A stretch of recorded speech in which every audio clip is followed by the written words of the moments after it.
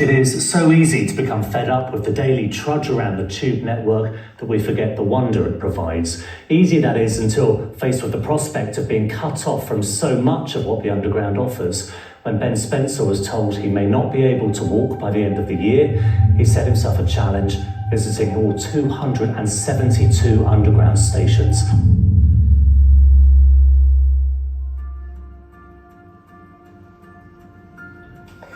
Ben Spencer has been doing an amazing job visiting all of the London Underground stations whilst he's still been able. And now he's going to go as far up Snowdon as he can, all to demonstrate the problems there are around accessibility for people who have limited mobility or are wheelchair users. We should create an accessible world for everybody.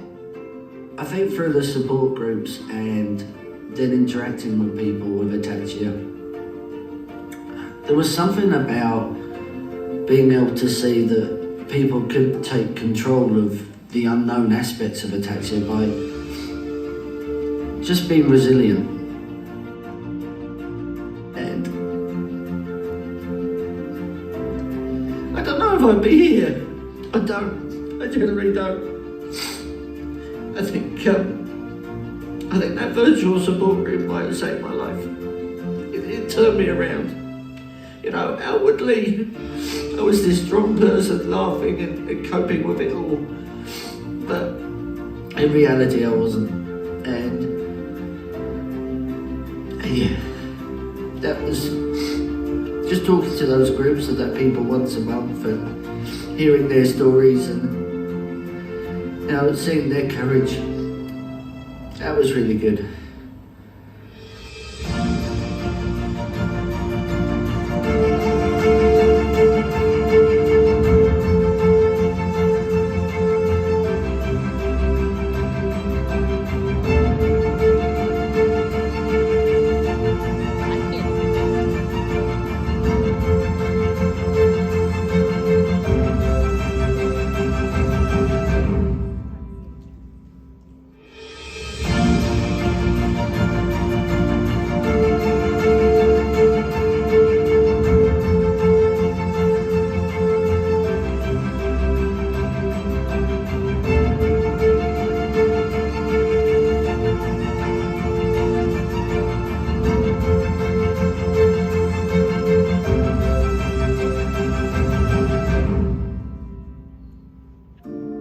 I wanted to let you know that I made it to the top of Snowdon, and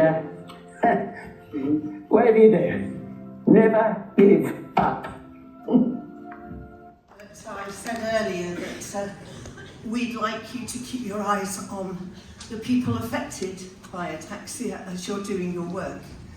And here we have a group of people who are in one way or another affected by ataxia, who are going to tell you something of their stories.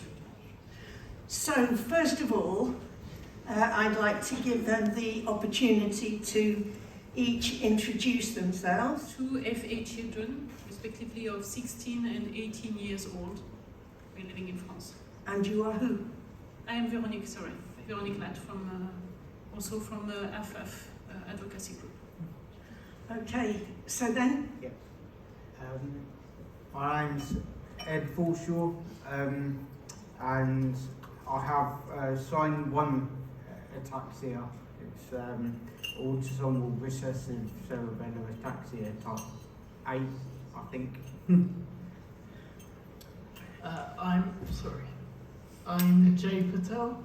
I've got SCAR 28. And I've had that, I think I was diagnosed about 7 or 8 years ago. Alrighty. Hello everyone, my name is Christian Mojay. I'm 25 years old, I live in Florida, and I have Friedreich's ataxia. And I was diagnosed at the age of 8 years old. Now I'm 25, so I've been through it. So Christian, was it an easy diagnosis journey for you? So, interestingly, for me, it was, because because I have a twin sister, and so she was diagnosed at the age of 8 years old because at that time she was symptomatic of the disease. And so after her diagnosis, we met with a genetic coordinator or something like that. And then they advised us that everyone in our family should be tested. And then it came back that I had the disease. My brother was a carrier for the disease, but I was asymptomatic at the time up until I was around 14 or 15. And then at that point, I was having difficulty on a balance beam in gymnastics. But I was not like, oh, I'm just clumsy, like a lot of people would assume. I was like, oh, I know what this is. And Jay, did it take you a long while? Yeah, so I first had sort of symptoms at university years before I got my diagnosis. But again, I thought, I didn't know what it was. I thought maybe it's just I was stressed or clumsy. And it took a while. I was seeing GPs at the time. And then, it took a while to see an actual consultant, a neurologist, is when it really kicked off and they were able to say that you probably got ataxia. So the journey took a while, but once I saw the right person, then from then it kind of sped up. And Ed? Yeah, so the diagnosis journey fortunately took a couple of years once I got to the GP, but symptoms started in my early 20s, double vision. Then I had speech issues mid-20s, and I think she went to my GP when it got a bit more sort of noticeable towards my 30s. And at 30 years old, I was referred to a speech therapist, and she spent 5 minutes with me, and she said, no, I need to refer you to a neurologist. And that then led to a referral to Queen Square here in London. And after 7 months genetic testing, so 31 years old, I was diagnosed. So you have 2 children, Veronique, who are affected. Did they both get diagnosed at the same time? Yeah, almost. It's rather unusual. So my daughter, the youngest one, has a cardiac hypertrophy. So it's the cardiologist who knew a little bit the disease, who moved us quickly to a neurologist. So her diagnosis was really quick. And so they wanted to check the brother, and alas, that's the thing. So Veronique, how does it affect your life, the fact that you've got 2 children, your life and theirs? Everything it affects us. No, it's rather difficult to tell because it becomes our normal daily life now.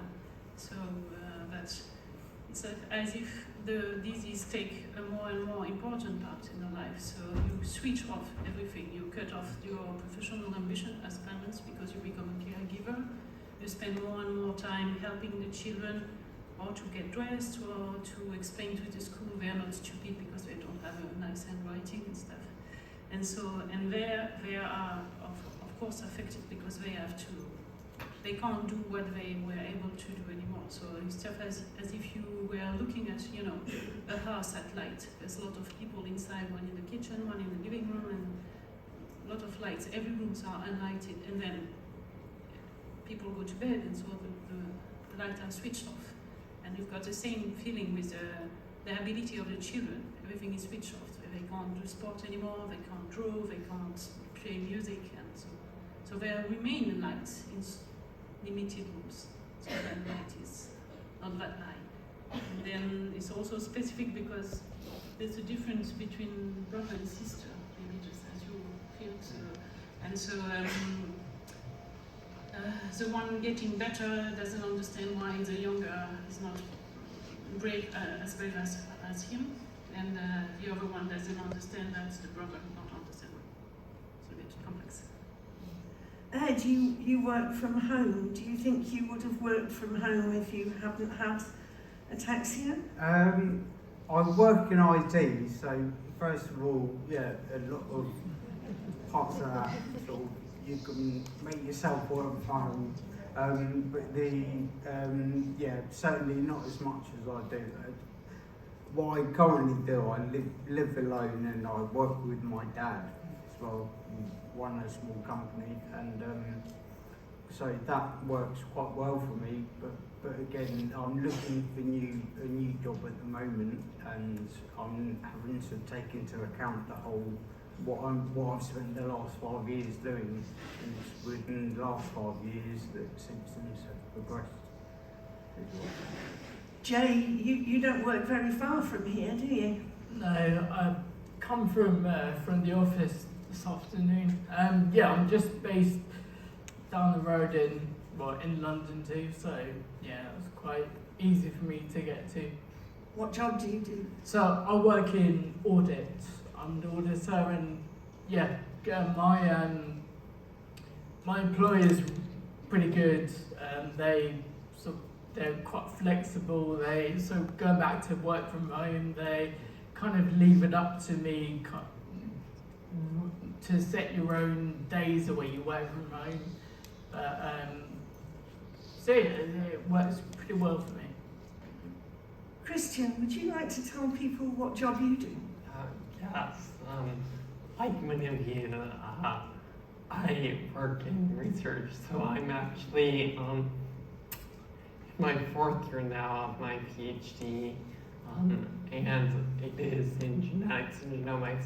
I actually study Friedreich's ataxia in the laboratory at the University of Florida in Gainesville. Go Gators! I have a twin sister as well, and she doesn't work. As you can imagine, the disease is more progressed in her than it is for me, as she was showing signs of the disease at 8 years old. So now she lives at home with my parents and depends on them for all aspects of daily living. And I was actually very touched, as well as my mother, when we saw the video that Walter showed us of the automated system to help bring back people's speech because she can no longer speak. And so, yeah. I don't know if you feel able to answer at the moment. Shall I pass and come back to you in a minute? Okay. Jay, what's the biggest impact on your life that you've got ataxia? Biggest impact is, I think I just need to plan a lot more. Thanks. Yeah, the biggest impact is kind of making sure I plan ahead for each day as it comes. I have to take into account things that I couldn't do, things that I can't do now that I could do before. But I guess in some ways it's forcing me to step back and take my time has given me more of a better sort of outlook on planning my days and my actual outlook. Yeah, sorry. Are you saying ataxia has turned you into a more organised person? I think to be honest, I think it has. I think you have to be very organised to... So that's where Christian's in. Yeah, I don't want to say to have this condition, but like I've applied for it, but you do need to be very organised to be able to live with it and manage it the way we do. And Ed, what's the biggest impact for you? Yeah, I think back to the working stuff. 5 years ago, I was sort of ready to take over the business from my dad, let him retire. But 5 years down the line, I've learned about this lifelong sort of disease, and I'm now looking for a job, and he's selling his business, so that's a big change. So I'm fortunate that I've known about it in time for some big sort of career changes and things like that. But also the impact, like, similar to what Jay was saying about the uncertainty around things. I plan and organise a lot too, but there's only so much sort of, you hear quite a lot of people talk about the spoon theory for managing fatigue, and a day like this coming out to London, it's a full day for me, and I can't really account easily for the unexpected, like an hour-long train delay, for example.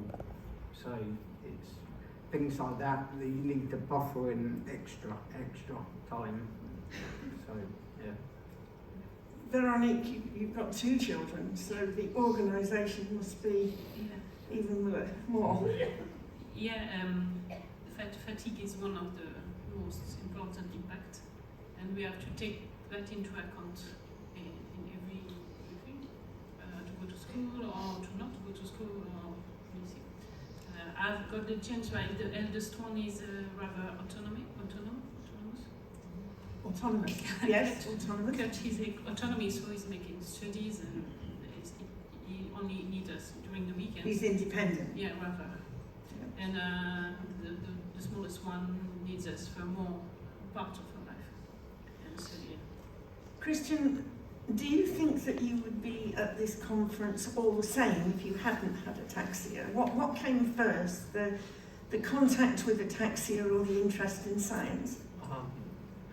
I would say my interest in science came first, but at that time, at the time of being little, I was very interested in very intricate, small things, right? Which is very fitting because now that's what I study.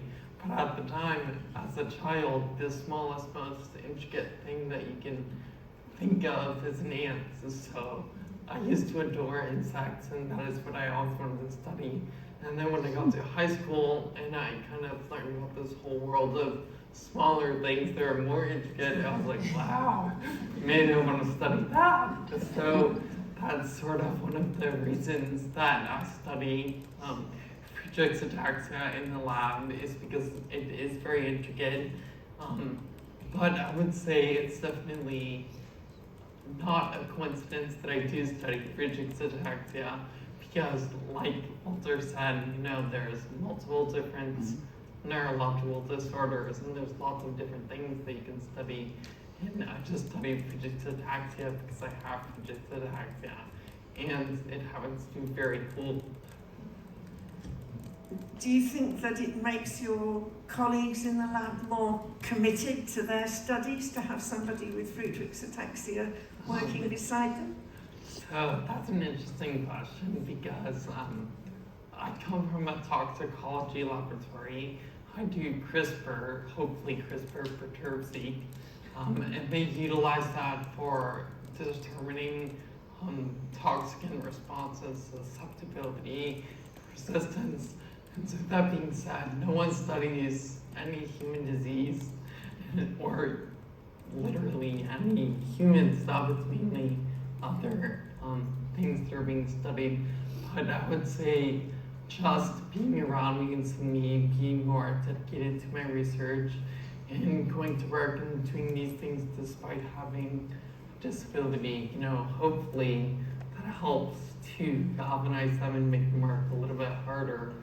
So I would say yes, but I don't want to be narcissistic. So you have a lot of opportunity to be involved in ataxia research. The rest of the panel aren't scientists, but patient groups are very keen that people with ataxia should be involved in research. Have any of you been involved in a trial or anything like that? Yeah, a couple of research studies. One is ongoing at the moment. It's a year-long study, currently about 6 months in. I am. It's ARBOM is the remote. I can't remember the full name. I'm sorry. It's run by Newcastle University with Monash University in Australia, and it's the use of remote SARA scoring sort of more frequently. So once. So trying to develop the SARA scale so that Correct. people can Yeah. do it remotely? To see the benefits of doing the SARA scoring more frequently as opposed to say once a year, which many patients, people with ataxia, sort of, or neurologists only get a chance to get. So, another, well, to help University of Northampton develop a study into the use of a certain type of exercise, eccentric exercise, to help build strength whilst minimising the effort. So in theory that helps fatigue, and that's helped several other conditions. So they're looking at ataxia now. So when I was speaking earlier, I was talking about hope. Christian, I believe you're on Sky Claris. Oh, yes, I am on Sky Claris. I began it in November of last year on the 11th, so it's been roughly exactly 1 year. So I would say that being on Sky Claris, it's definitely helped me to coordinate my speech and I speak eloquently. I would like to say I do myself because I'm me, but I would say Sky Claris has helped me facilitate the way that I speak, because I was becoming very slurred in my speech. It was very hard to coordinate my all of those oral muscles. You don't really think about that. You don't think about it until you can't do it, and then you're like, whoa, crazy. And I would say it also affects me because it helps me be less fatigued, and I know that everyone on this panel deals with fatigue, and it's a big thing, so it does help in that. But I will say that maybe on the outside and from other people it might not look like anything is happening, but I assure you, it helps. And Sky Claris isn't available in the UK at the moment, and in fact neither of the UK residents have Friedrichs, so you wouldn't be taking it anyway. But Veronique, you're in France, you've got access. Yeah, it's a primary access to some of the patients. So my children are taken Sky Claris in 6 months. They're relatively stable, 6 months, but it's not complete. It's not a stabilization. There has been evolution, and we may have observed that elocution and of our daughter is a little bit better, and tiredness, fatigue is a little bit reduced for her. My son say he doesn't notice anything. Right. So he's disappointed But about that. no, it's not. He wasn't expecting anything, so it's a good point.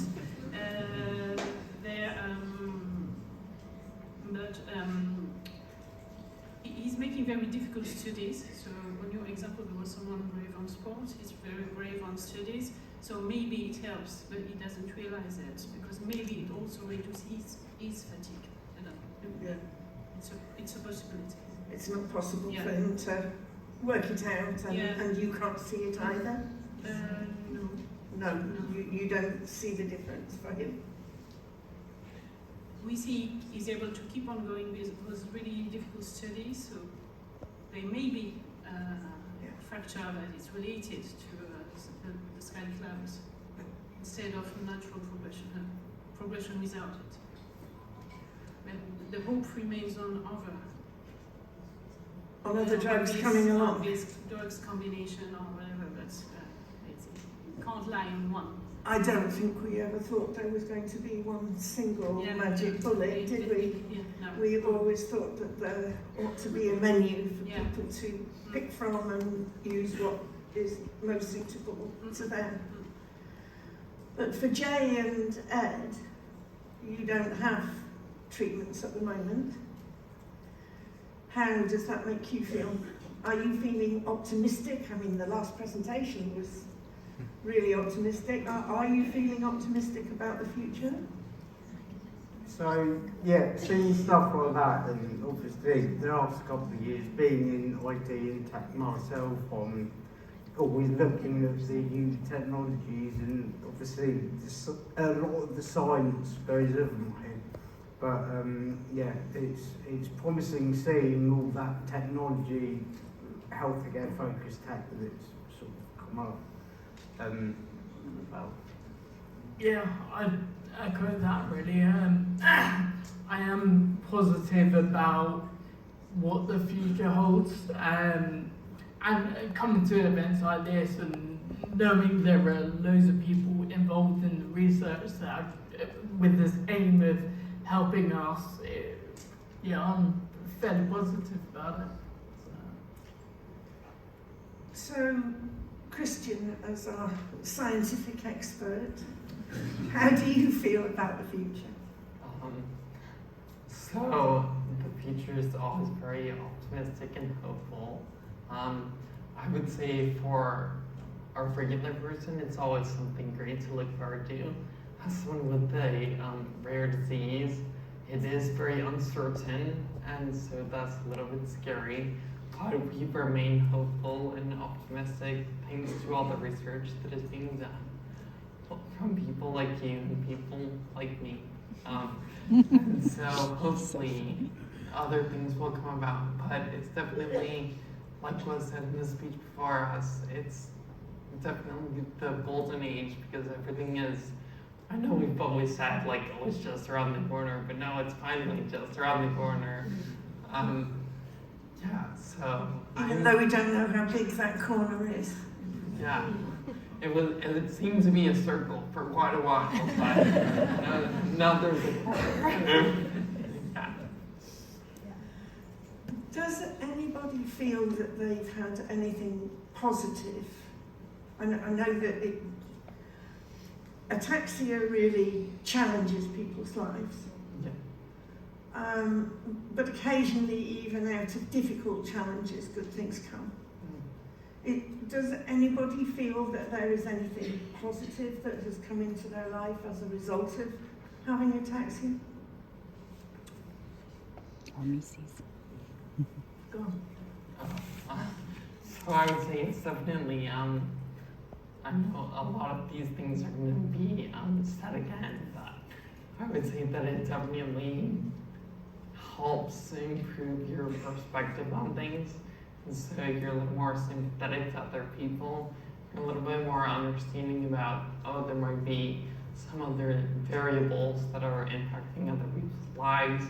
You're much more empathetic and sympathetic towards people and their lives. And also it allows you to meet a lot of really cool people that are really, really nice. And I would say that it helps you just to be a better person and be more mindful and be more like open to others' perspectives, as yours is constantly changing. Jay? I'd echo exactly what Christian said. I think you put it very eloquently, so thank you. Anything to add? yeah, I think because of that awareness, you end up getting closer to other people, either in the same community, up the taxi community, or other disabled communities, and by helping each other out and providing that support, you know, it puts you in a good position to keep echoing the stuff and making sure everyone's aware of what they can and can't do, get, etc. So yeah, sort of, it's putting you closer. In a lot of cases, there's people worse off than you, and you can end up supporting them, providing that support. Veronique, I think it's tough as a parent to watch your children have a degenerative disease. My question is there anything positive, or do you feel that the challenges always overwhelm anything that might be positive? No. Of course, it's difficult to see them suffering, to see them losing abilities. Okay, they not lose their sense of humor, so that's a good point. And of course, but you see how strong and brave and clever they are. So that reinforces this feeling, and it changes perspectives. As a parent, you don't expect or see the children the same way. Have any of you, well I know two of you actually, but have any of you become involved in patient groups? So, Veronique. So yeah, I'm the Alpha Patient Advocacy Group. So that's the French Friedrich's ataxia group. Yeah, but yes. We have several objectives. One of them is to help patients, to provide information. We have a helpline, also some psychologists working for us, a social assistants, and also we have other objective, which is financing in our scale research programs, research projects, but also some daily life projects like helping people with the way they use computer, the way they speak, etc. Anybody else want to talk about their involvement with the patient group? So I'm close with Ataxia UK volunteer in several different roles, the one of which sort of Joe and I and another friend of ours, Gemma, we managed a virtual support group a couple of years ago. Ataxia UK had a great idea to have a support group that only met online on Zoom calls once a month, and we found that really useful for a lot of people all over the UK, some in other countries as far as South Africa, I think, and the accessibility side of it, that is really opens up the doors for a lot of people, which we found very good. Yeah. The feedback that we get and the charity get as well has been really good. So having those sort of patient groups is really important and really good, not just for us, but for anyone we've had the condition and we've known about it for a while. So people that are quite new to it, it's really helpful for them as well. I imagine a scientist is too busy to be involved in a patient group. You'd think, but no.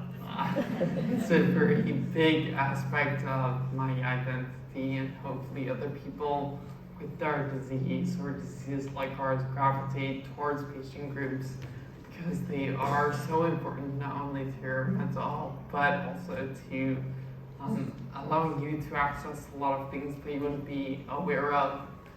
So I'm most prolifically involved in Reduced Ataxia Research Alliance, or FARA, and me and my sister have been involved with raising funds for research since the age of 8 years old, which is when we were diagnosed.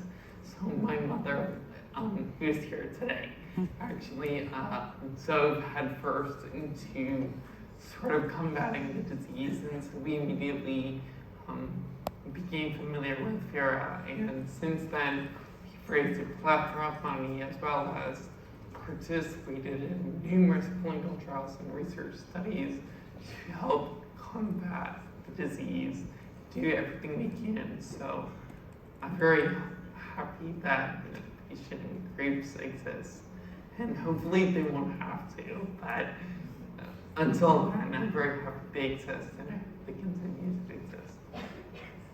When the pandemic came, patient support groups had to move very much online, and I think there's a presentation later from Professor Anya Lowett on speech therapy. Have either of the Ataxia UK friends, have you done the speech therapy online course? Yeah, I did. It was last year, I think. Last year. towards the end of the year. And yeah, I've done a couple of courses. There's one through Ataxia UK and one referred by Ataxia UK directly to Professor Anya Lauer's team. And yeah, that's been really useful to do that. Yeah, like, again, the accessibility of doing it over Zoom. And does it make a difference, the online speech therapy? It made me learn stuff about what I could do, because there's certain aspects of it, it's very personal. So there's a few general tips you can give, but you know, things like lip stretches, I do that quite often. So yeah. You were doing the online course with Ataxia UK in a group of 5 people intensively over a month? Yeah, it was over a month, and I think that was meeting for an hour a day, 4 days a week. So were you very self-conscious when you joined that group to start making noises in front of 4 other people online trying to practice your speech? As a group, you quickly sort of become comfortable in front of each other, and when you're all sharing similar issues and you know you have the same goal at the end of it, you just get on with it and take the stride and share those, you know, provide feedback with each other. So. Has AFAF in France been able to offer online services to its members? Are there any activities that take place online for your members? Well, we already had this online through phone. Yeah. Yeah, and then what was added was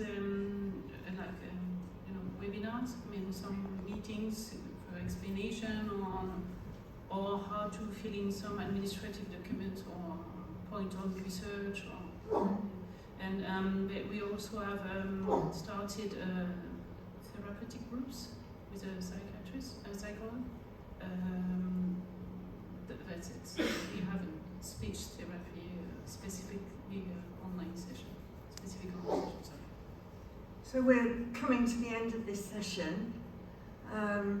600 researchers gathered in a room, all with and pharmaceuticals, but everybody has an interest in the ataxias. There's nobody here who isn't interested in the ataxias.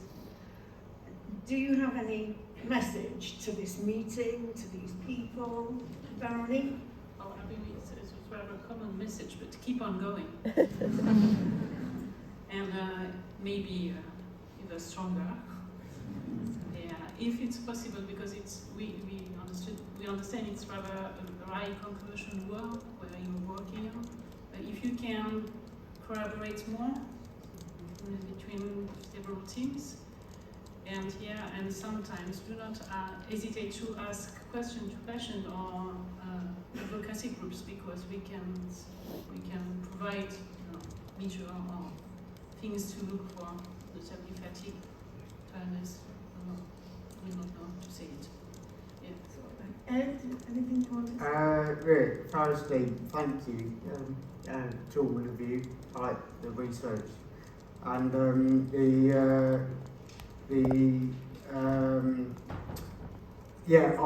think we touched on it earlier, the research point of view, and lots of people are keen to get involved and sort of help doing it.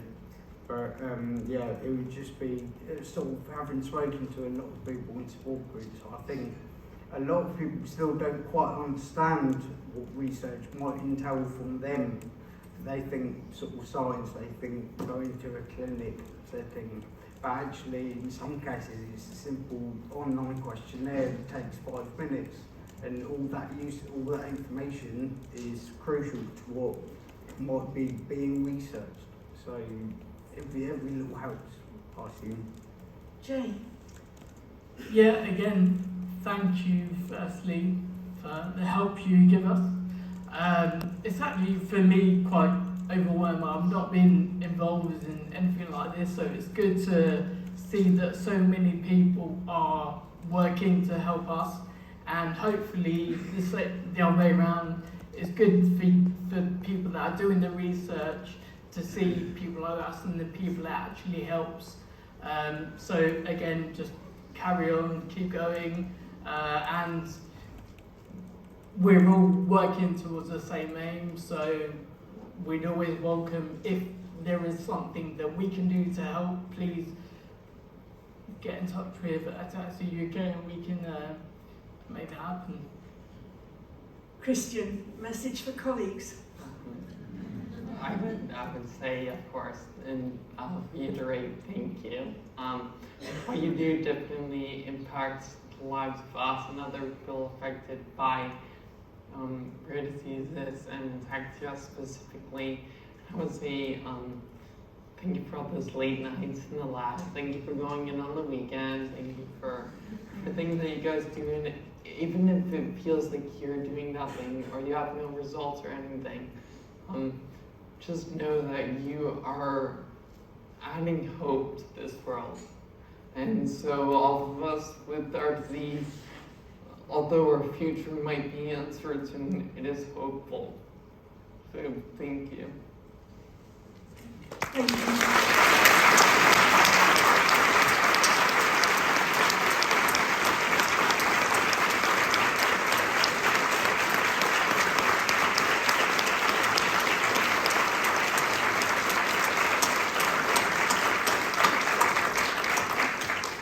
Well, I'm sure you can hear that people are very appreciative of the fact that you have been willing to come and share your stories with them. We hope that you will take back these stories, and when you are in the lab on a weekend, remember how urgent this work is, because it affects people every day of their lives. Thank you very much, and thank you.